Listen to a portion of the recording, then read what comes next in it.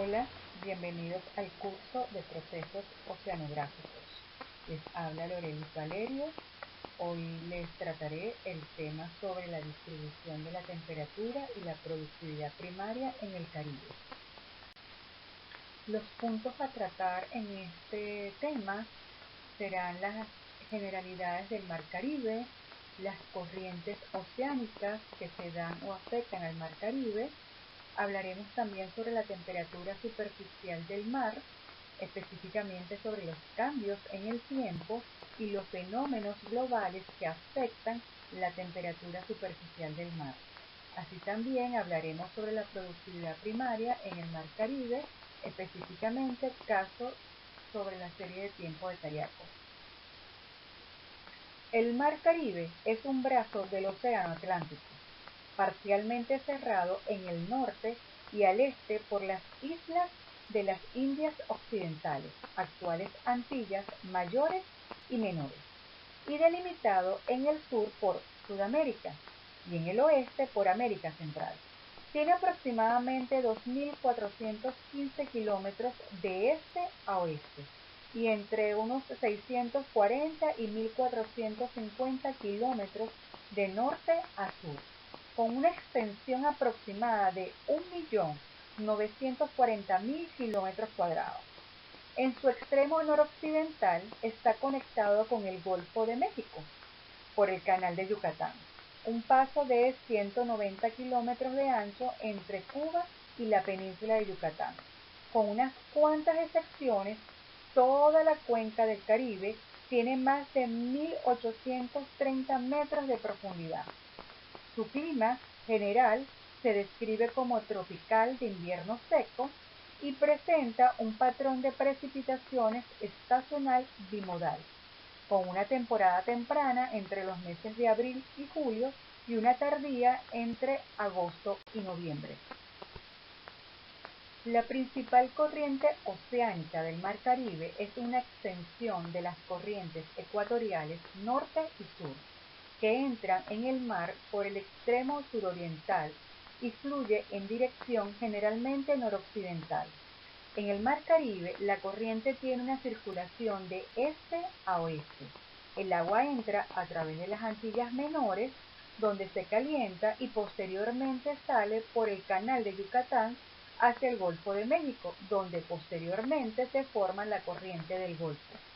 El mayor flujo de agua en el Caribe se encuentra a través de un tercio del mar y pertenece a la corriente del Caribe. En esta área, las velocidades más altas en la superficie pueden llegar a alcanzar hasta 70 centímetros por segundo a lo largo de las costas de Venezuela y las Antillas. Existen numerosas evidencias que indican que ciertos cambios se están produciendo en los océanos. Y muchos de esos cambios se ven reflejados en el aumento de la temperatura del agua. Por eso es que la temperatura superficial del mar es uno de los más importantes predictores en el comportamiento estacional del clima a nivel mundial. Y es que numerosos son los investigadores que la utilizan en modelos para brindar pronósticos de la interacción océano-atmósfera, conocer también la trayectoria de huracanes, entre muchos otros fenómenos.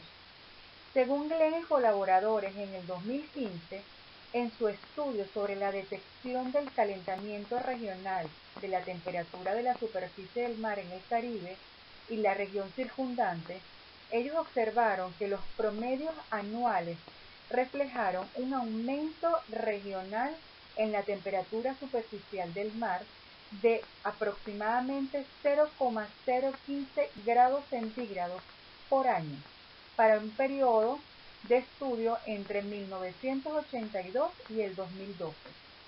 Existen similitudes entre las tendencias globales de la temperatura superficial del mar y la temperatura superficial de la región intraamericana. Sin embargo, en las tendencias regionales, el calentamiento parece estar ocurriendo más rápido que en la tasa global anual. De acuerdo a la variabilidad espaciotemporal de la temperatura superficial del mar, En el Mar Caribe, y según un análisis de correlación que se aplicó a las series de anomalías, se observó que los valores más altos de temperatura son de 28 grados centígrados desde el sur, cerca de las costas de Cuba, disminuyendo de forma radial hacia el Canal de Yucatán, Jamaica y la isla La Española.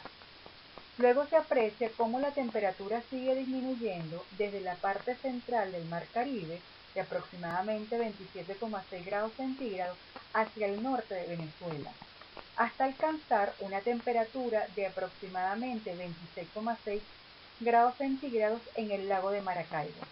Finalmente, cerca de las Antillas Menores, la temperatura promedio es de 27,2 grados centígrados. Esta distribución de temperatura corresponde al paso de la corriente del Caribe, que va desde el norte de Brasil, a través de las Antillas Menores, hasta el Canal de Yucatán. Dicha corriente transporta agua desde la zona ecuatorial del Atlántico hacia el interior del Golfo de México, por medio de la corriente del Asia. Las zonas de alta temperatura correspondientes a las del sur de Cuba y del Golfo Colombia-Panamá son probablemente debidas a que el agua circula en forma de giro en vez de unirse a la corriente del Caribe, de tal forma que en el promedio anual es donde se alcanzan las mayores temperaturas. Uno de los eventos de la variabilidad climática a escala global, donde se utiliza la temperatura superficial del mar como uno de sus principales predictores, es el fenómeno El Niño Oscilación del Sur, es decir, ENOS, que se refiere a cambios a gran escala en las temperaturas en la superficie marina a través del Pacífico tropical oriental. Durante el estudio de la variabilidad interanual de las anomalías de la temperatura superficial del mar en aguas cubanas y su relación con eventos El Niño Oscilación del Sur, Hernández indicó cómo el niño y la niña alteran la temperatura alrededor de Cuba. El investigador describe dos épocas, una de anomalías negativas, que es de aguas frías, entre 1974 y 1976, siendo este último el más frío de la serie analizada, con un promedio anual de menos 0,42 grados centígrados, y la segunda entre 1980 y 1998, años de anomalías positivas o cálidas, siendo el año 1998 el de mayor promedio, con 0,55 grados centígrados, de anomalías en agosto. Las anomalías de la temperatura superficial del mar son una de las condiciones físicas que están intrínsecas y ligadas al mar, al afectar directa o indirectamente a través de varias vías los cambios en los factores hidroambientales, como lo son el régimen de corrientes geostróficas, profundidad de inicio de la termoclina, estructura homotermal y transporte. La serie de temperatura superficial del mar en aguas cubanas indica que hay una conexión con las aguas del Pacífico ecuatorial y es debida principalmente a que la región del estudio está conectada bajo el régimen de los vientos alisios del noreste y es forzada a reducir la velocidad del viento superficial asociada con los cambios en la troposfera alta inducidos por los eventos ENOS que ocurren en el Pacífico ecuatorial. Los cambios en la velocidad del viento afectan la temperatura en la capa de mezcla a través de la evaporación y la transferencia de calor sensible decreciendo en orden de importancia. El promedio regional de la temperatura superficial del mar en todo el Caribe indica un calentamiento significativo de 0,19 grados centígrados por década. La media anual de la temperatura mínima diaria sugiere un calentamiento significativo y más pronunciado aún de 0,28 grados centígrados por década durante ese mismo periodo. las tendencias de la temperatura nocturna en estaciones individuales son generalmente mayores que las de tendencia de temperatura diurna. En general, los resultados indican que la región del Caribe y los países adyacentes se están calentando, siendo la señal más robusta con respecto a la media anual de la temperatura mínima diaria. En general, se reporta una frecuencia de temperaturas cálidas y una disminución en la frecuencia de temperatura fría en el Caribe. Sin embargo, los cambios no son simétricos y son más pronunciados en los máximos extremos que en los mínimos extremos. Durante 1961 y 2010, el promedio regional indica que la frecuencia de días cálidos y noches cálidas ha aumentado en un 3.3% y un 4%. Aproximadamente eso corresponde a 12 y 15 días por década, mientras que la frecuencia de días frescos y noches frescas han disminuido de solo 1,80 y 2,55% por década. Si nosotros vemos en la imagen, observamos cómo hay cambios en la coloración con respecto a la temperatura en esta imagen superior que corresponde a 1984, específicamente al mes de abril, mientras que la inferior corresponde a 1998, donde ciertamente sí hay un cambio en la coloración de la temperatura superficial para el Caribe. Fíjense que espacialmente las tendencias en estaciones individuales en esta imagen muestra más días y noches cálidos y menos días y noches frías. La serie de tiempo promedio regional también indica un valor muy alto asociado con el año fuerte del Niño que se produjo en 1998. El patrón espacial que muestra menos días y más días frescos en Florida y Cuba generalmente corresponde a cambios observados en los últimos 25 años. El cambio climático en la región del Caribe es observado en el aumento de la temperatura junto con las tendencias hacia extremos más cálidos, extremos menos fríos y fuertes. La variabilidad decenal de la temperatura y en menor medida precipitaciones extremas está relacionado con la temperatura superficial del mar del Atlántico Norte. A continuación, hablaremos un poco sobre la serie de tiempo cariaco. Acá es importante que sepamos que algunas variables en la fosa de Cariaco muestran tendencias significativas después de 18 años de mediciones. Sin embargo, es importante destacar que una serie de tiempo menor a 20 años es un periodo relativamente breve para poder establecer si los cambios observados corresponden a una oscilación natural a largo plazo o si son el resultado de una tendencia global. La velocidad del viento influye de manera marcada sobre la intensidad de la surgencia. Vientos más débiles durante el periodo de surgencia, por ejemplo, conllevan a un afloramiento de aguas más someras y por ende más calientes, por lo que afecta directamente la temperatura superficial del mar. Las observaciones mensuales de la temperatura superficial del mar en la estación Cariaco desde enero de 1996, cuando se inició con la serie, hasta el 2013, reflejaron un aumento del 0,9 grados centígrados entre el mes de enero de este año 1996 y diciembre del 2013, lo que representa un incremento de 0,05 más o menos 0,1 grados centígrados por año. Ahora bien, el fitoplancton, no está de más comentar que soporta más del 95% de las cadenas alimentarias marinas y que responde responsablemente a aproximadamente la mitad de la conversión del CO2 en la tierra por biomasa a través de la producción primaria neta. A largo plazo, se ha observado una disminución de la biomasa y la producción de fitoplancton en más del 70% del océano global y se han inferido recientemente de datos satelitales, imágenes y registros a bordo de barcos de un siglo de duración sobre la claridad del agua. Fíjense que los efectos del calentamiento global en la circulación de los océanos del mundo y sus consecuencias en la productividad biológica son algunos de los temas más importantes de nuestros tiempos.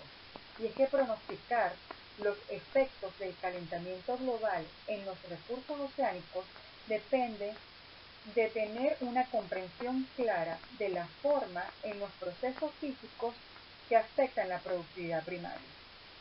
Al respecto, trataremos acá el tema Cariaco o la serie Cariaco, donde referiremos en este punto de la estación Cariaco que se ha observado también un descenso significativo en la concentración tanto de la clorofila A como de la productividad primaria y abundancia del fitoplancton desde 1996, cuando se inició la serie, hasta el 2013. La figura de la izquierda muestra cómo la concentración de clorofila A en la columna de agua disminuyó de menos 1,3 más o menos 0,4 miligramos por metro cúbico por año, y la producción primaria descendió a una tasa media anual de menos 0,04 más o menos 0,01 gramos por centímetro cúbico por año. En estas imágenes satelitales podemos ver cómo en la costa venezolana se modifica la productividad primaria en diferentes épocas. La primera imagen a mano izquierda corresponde al año 1980, luego la mano derecha superior corresponde a noviembre de 1981 y la inferior corresponde al año 1982. Y en los distintos momentos se observa una variación considerable en la productividad primaria. Fíjense que las variaciones temporales observadas en los 100 metros en la estación Cariaco con relación a la clorofila y la producción primaria, en la primera figura corresponde a clorofila, en la segunda a productividad primaria o producción primaria, se observa que entre 1996 y 1997 la abundancia promedio del fitoplancton en la columna integrada superó las 200 células por mililitro, para disminuir entre 1998 y el 2000 a valores por debajo de las 100 células por mililitro. Luego en el 2000-2004 el fitoplancton presentó una leve recuperación con promedios cercanos a 100 células por mililitro, y es a partir del 2005 que la abundancia disminuyó notablemente con promedios inferiores a 50 células por mililitro, con excepción del año 2007 y el 2012. Se dice que las propiedades bioópticas muestran que la disminución en la productividad del fitoplancton y en la concentración de clorofila A entre el 96 y el 2013 se expresan como un cambio de estado significativo en el ecosistema marino. Y es que este cambio probablemente ha sido impulsado por una disminución de las urgencias, el calentamiento de las aguas superficiales y el aumento de la estratificación. A lo largo de estos 18 años de muestreo en Cariaco, se ha encontrado que la biomasa fitoplanctónica es el parámetro que tiene mayor efecto sobre los cambios de las propiedades ópticas del agua en Cariaco.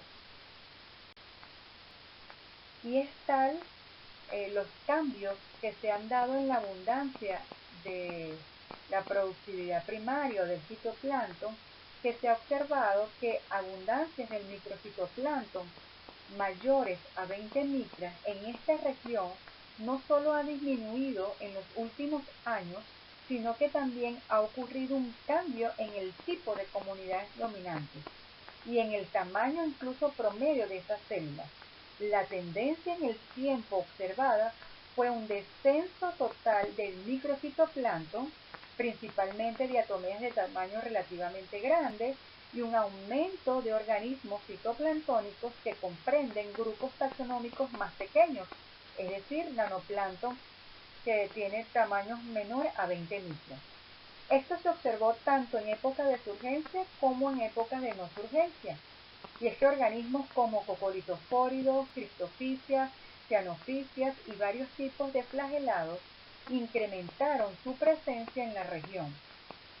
Y se dice que la diversidad del fitoplancton aumentó en un 14% debido al incremento relativo de estas pequeñas taxas y que la mayor biomasa de fitoplancton se ubicó a profundidades mayores o superiores de 55 metros durante más meses después de haber permanecido cerca de las aguas superficiales con más frecuencia al comienzo del estudio de la serie de tiempo cariato.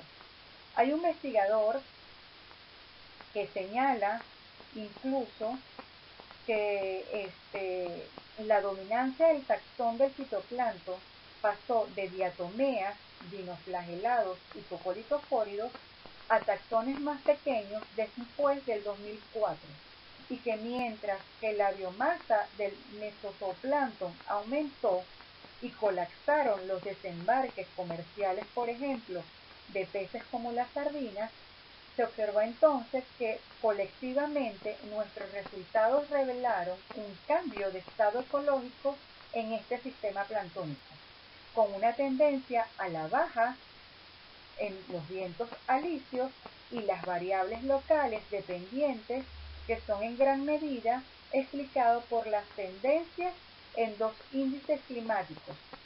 El norte, migración del centro de alta presión de los Azoles, y el noreste, progresión del baricentro atlántico con ascendente en la rama de la selva de Hallbrug, cuya posición de marcha se desplazó unos 800 kilómetros entre 1996 y el 2009. Es todo hasta aquí lo que tenía para presentarles en mi tema a discutir. Gracias.